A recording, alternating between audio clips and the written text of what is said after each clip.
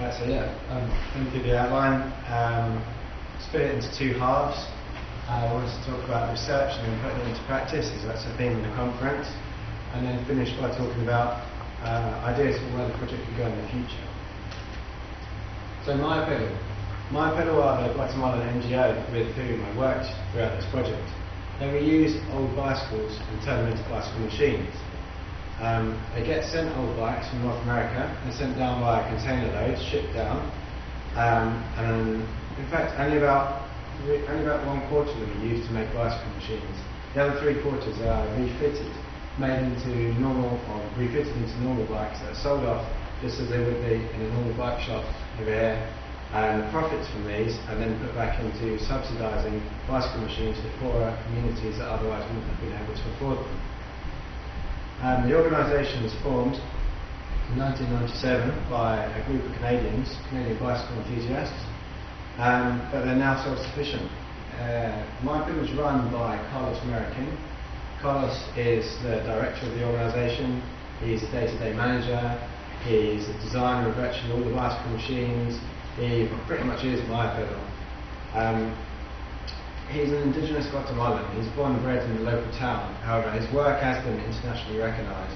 He's spoken at prestigious universities such as Caltech and MIT, something that's virtually unheard of for local people from the town. Maya Pedal as an organisation accepts international volunteers. It's a great opportunity for cultural exchange and sharing of ideas. So next question, what are bicycle machines? Well, many Guatemalans spend a large proportion of their day on time-consuming menial tasks such as washing clothes by hand, getting water from the well. Bicycle machines are designed to make these easier and quicker. They're designed to boost income, increase quality of life and encourage self-sustainability. The machine you see on the right here is the BC Bomba Padaposo, and that's a version of the rope and washer pump we were just talking about. It's the same thing, it's powered by a bicycle. This one's the BC Liquidora, and so that's a bicycle powered blender. It works by taking an old bicycle rear hub, and that's placed in between that front wheel there, and it takes the rotational energy of the wheel, translates it into rotational energy in another direction to turn the blender.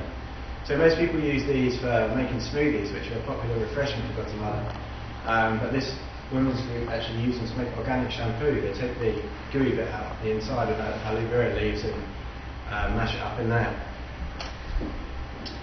So I spoke to Maya Pedal, and they told me that although the BC Bomba Padaposo was a very good machine for getting water out of wells, they wanted something to do to move the water around once they got it out of there. For example, farmers wanted to irrigate their fields, homeowners wanted to get the water from the well to their house. So I set about designing a bicycle-powered water distribution pump. There were many designs on the drawing board, but probably the best one was involved using an ordinary electric pump, such as this one here. When you take it apart, you get all these bits. The large part in the middle with the gold ring is an electric motor. So we got rid of that bit. We got rid of the fan casing on this end up here. And we're going to convert the axle, which you can see just next to the electric motor there, to be driven directly by the bicycle's rear tyre. So this is the design we came up with. You see the frame in red lifts the back wheel of the bike off the ground, so it can then drive the pump, shown in blue, directly using the tyre, friction from the tyre. So on this diagram, red, parts that we were going to build in the workshop, blue, parts of the original pump, and yellow are off-the-shelf pump accessories such as tubes and fittings. The main feature of the design, however, was its mobility. Mobility gives you flexibility.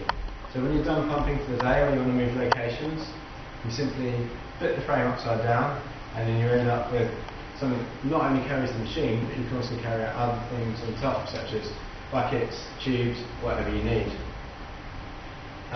Because of this, we decided to name the design the BC Bomba Mobil, which is Spanish for mobile bicycle-powered water pump.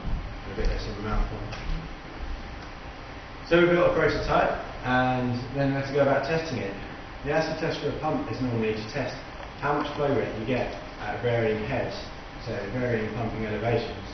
Normally you do this in a lab, in a test rig in controlled conditions. However, we didn't have one of these, so we went for an alternative approach.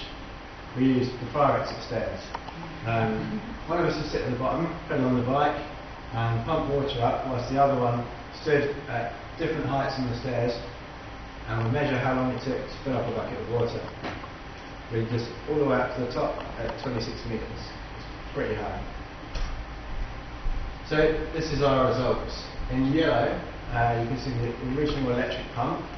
On the y-axis you've got head, so pumping elevation, and on the x-axis you've got flow rate, how much water's coming out. The grey lines, the grey curved lines, show the theoretical performance of the pump if it were given different input powers, so 300 watts, 200 watts, 100 watts. To put that into perspective, a healthy male pedaler can produce about 250 watts of sustained power. You can see on the graph, the red dots are a male pedaler. That's actually me, so I'm looking pretty healthy at the start of the day. But unfortunately, as we got further and further up the stairs, I got tireder and tireder, wasn't producing quite so much power. We made a bit of a last-ditch effort and got to the top of the stairs. The blue dots are female pedaler, who is my very helpful girlfriend. You can see power is similar, but a little bit less.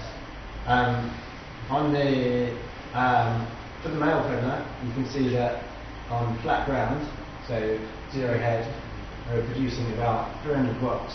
So a flow rate of about 40 litres per minute. That's equivalent to 3 normal showers worth. So it's a reasonable amount of water. So our experimental method may have been a little flawed, but it had been proved that the pump worked, and it worked well. The next step was to see whether this machine could actually be useful in practice. I received a bursary from Engineers Without Borders, as well as funding from the University of Sheffield for a 4-month stay in Guatemala at Maya Pedal. Guatemala is a Central American republic. It's homeland to descendants of the ancient Mayan civilization. But unfortunately, it's also been home to the longest civil war in Central American history. Peace was finally declared in 1996. However, the country's development has been seriously hampered. It's a country of many contrasts. It's not uncommon to see subsistence farmers with mobile phones, living in mud brick houses with TVs. Much of this technology would have been passed down from their more affluent North American neighbours. However, it's exactly this reuse of technology that have made bicycle machines so successful here. San Andres Etapa, which you can see in the picture here, is the home of Maya Pedal. It's a largely indigenously populated settlement in the highland district of Chimaltenango, which is about an hour from the capital city. So when I arrived in Etapa, I knew very little about the tools of the workshop, the local culture, and could barely even string a sentence together in Spanish, let alone the local Mayan dialect of Cachiquel. But I got involved and learned how to grind, learned how to weld, learned how to put bicycle machines together. So this one here is going to be a BC liquidora. You can alter the heads a little bit and see the blending will go on top of the table there. Even found some time to practice some Spanish and a little bit